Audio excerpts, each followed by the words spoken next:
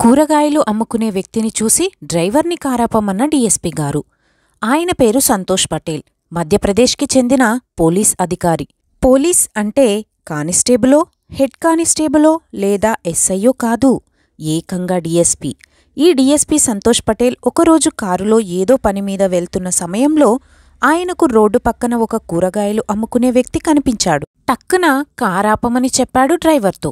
ఎందుకంటే ఆ కూరగాయలు అమ్మే వ్యక్తి డీఎస్పీ సంతోష్కి బాగా తెలిసిన వ్యక్తిగా అనిపించడంతో కారు ఆపించి కారులో నుండి దిగి ఆ వ్యక్తిని దగ్గరకు పిలిచాడు. పోలీస్ సారుని చూసి ఏకంగా డీఎస్పీ పిలుస్తున్నారు అని తెలిసి ఆ కూరగాయల వ్యాపారి కొంచెం భయంగానే సార్ అంటూ నమస్తే పెడుతూ ముందుకు నడుస్తూ వచ్చాడు. కాని అతనికి కూడా ఎక్కడో కొంచెం తెలిసిన ముఖంలాగానే అనిపిస్తుంది సంతోష్ని చూడగానే.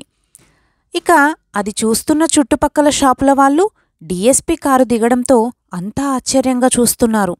అతను అంటే పడనివారు ఇక ఈరోజు ఇతని పని అయిపోయిందిరా అనుకుంటున్నారు. ఇక కారు దగ్గరికెళ్ళి నమస్తే సార్ అని చెప్పాడు కూరగాయలు అమ్మే వ్యక్తి. దాంతో డీఎస్పీ సంతోష్ కూడా నమస్తే అని చెప్పి నీ పేరేంటి అని అడిగాడు. దాంతో సల్మాన్ సార్ అని చెప్పాడు ఆ కూరగాయలు అమ్మే వ్యక్తి.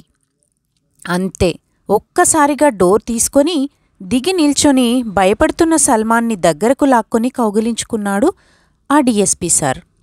అసలు అక్కడ ఏం జరిగిందో కూడా వాళ్లకు అర్థం కావట్లేదు. నేనెవరో గుర్తుపట్టావా అని అడిగాడు డీఎస్పీ సంతోష్ సల్మాన్ని.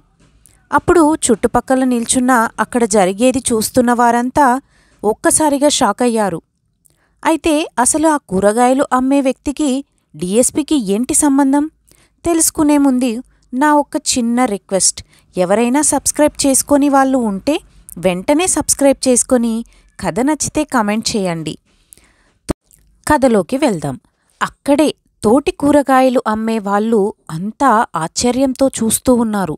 వాళ్లకు అసలు అక్కడ ఏం జరుగుతుంది అని అర్థం కాలేదు. ఒక డీఎస్పీ అయి ఉండి కూరగాయలు అమ్మే వ్యక్తితో అలా బిహేవ్ చేయడం ఏంటి అని ఆశ్చర్యపోతూ ఉన్నారు. అసలు ఇంతకీ ఆ డీఎస్పీకి ఆ కూరగాయలు అమ్మే వ్యక్తికి సంబంధం ఏంటో తెలుసా? సల్మాన్. అతని పూర్తి పేరు సల్మాన్ ఖాన్. దాదాపు 14 సంవత్సరాల క్రితం భోపాల్లో డీఎస్పీ సంతోష్ పటేల్ ఇంజనీరింగ్ చదివారు.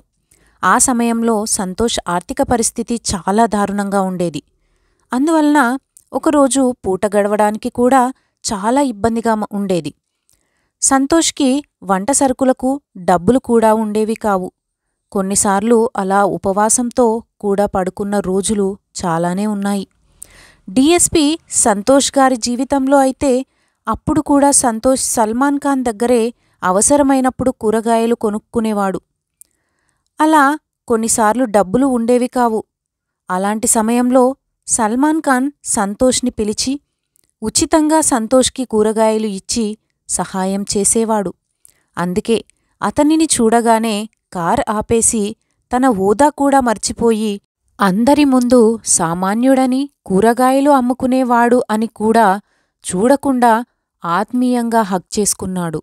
డీఎస్పీ సంతోష్ పటేల్ కొద్దిసేపు సల్మాన్తో మాట్లాడి కూరగాయలు కొనుక్కొని అప్పటి వరకు వాళ్లని చూసి షాక్లో ఉన్న వారికి వాళ్ల మధ్య ఉన్న సంబంధం ఏంటో వివరించాడు సంతోష్ పటేల్. నిజంగా ఎంత గొప్ప విషయం కదా!